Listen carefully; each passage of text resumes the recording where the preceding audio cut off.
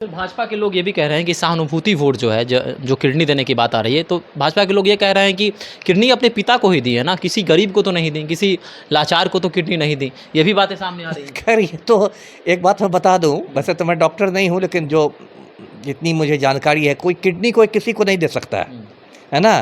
Kidney में बहुत ज़्यादा इसको देखा जाता है, जब यदि आपका वो ब्लड रिलेशन है, मतलब बेटा बेटी माँ बाप इस टाइप का, तभी उसके सफल होने की संभावना ज़्यादा रहती है किडनी प्रत्यारोपण के। यदि कोई एकदम किसी अनजान आदमी को, दूर के आदमी को जाके किडनी दे दे, तो उस आदमी का बॉडी उस किडनी को रिजेक्ट कर देगा, मतलब वो प्रत्यारोपण फिर सफल नहीं होगा। ये एक मतलब मेडिकल की मानी हुई बात है। इसलिए किडनी जब भी दिया जाता है तो ब्लड रिलेशन, जिसका खून का रिश्ता होता है, माँ बाप भाई बहन बेटा बेटी, इन सब में दिया जाता है।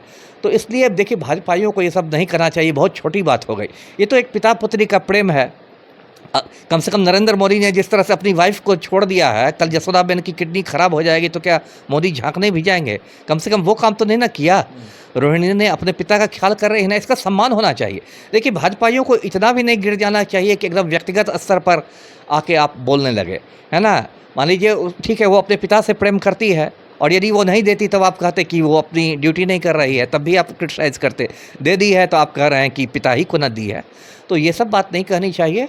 तो राजनीति को इस पर तो देखिए, चुनाव आयोग ने भी कहा कि व्यक्तिगत हमलों से बचे। जो मुख्य चुनाव आयुक्त हैं, उन्होंने पहले प्रेस कॉन्फ्रेंस में ही कहा था कि राजनीतिक दलों को इस तरह से व्यक्तिगत हमलों से बचना चाहिए, लेकिन भाजपा वाले तो अपना मनमौजी वाला काम करते हैं। जी, उद्योग धंधों की बात करें तो उद्योग धंधों का गढ़ कहा जाता था सारण। आज रेलवे चक्का पहिया फैक्ट्री तो है, लेकिन स्थानीय लोगों को नौकरी नहीं मिली है।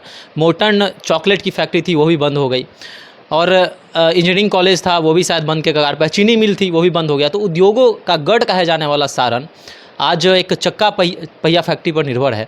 क्या कुछ कहेंगे सर, उद्योग धंधों में भाजपा ने कितना काम किया और लालू प्रसाद यादव ने कितना काम किया? नहीं ठीक है, देखिए वो तो बस सारण की क्या बात है। आप देखिए पूरे बिहार में आप देख लीजिए, है ना।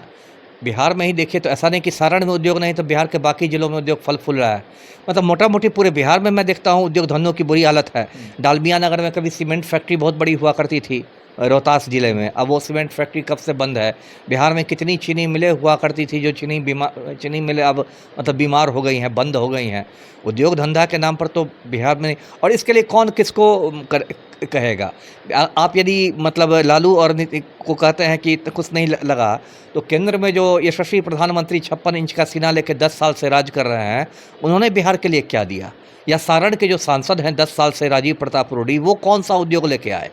वो तो केंद्रीय मंत्री थे ना, थोड़े ही समय के लिए, कुछ साल के लिए थे ना, तो वो कौन सा इन्वेस्टमेंट लेके आए सारण को? तो ये तो देखिए फेंका फेंकी वाली बात है कि आपने नहीं किया तो आपने नहीं किया। जनता को आपने ठीक किया। मॉर्टन टॉफ़ी हम लोग बचपन में खाया करते थे। पहले वो अंग्रेज़ों की फैक्ट्री थी, मॉर्टन की फैक्ट्री थी, बाद में उसको बिरला ने खरीद लिया था, और बहुत सफल मतलब एक कंपनी थी। लेकिन बाद में वहाँ भी लेबर की समस्याएँ होने लगी, मजदूर हड़ताल, और ये वो फैक्ट्री बंद हो गई। तो मुझे लगता है जो रेल का चक्का वाला भी लगता है जब लालू जी रेल मंत्री थे उस समय की बात है। तो यही था, रूडी ने तो कुछ नहीं किया, सिवाय रूडी तो मतलब ऐसे आप देखिए तो पेशे से पायलट है, तो ये तो मतलब हवाई जहाज ही उड़ाते रह गए। सारण के लिए तो उन्होंने कुछ नहीं किया।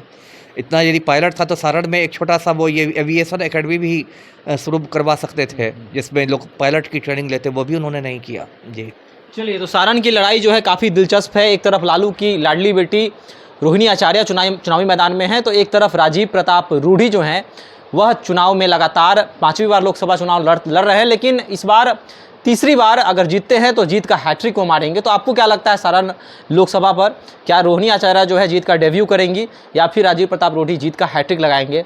आप भी हमारे साथ साझा कर सकते हैं अपनी राय। धन्यवाद।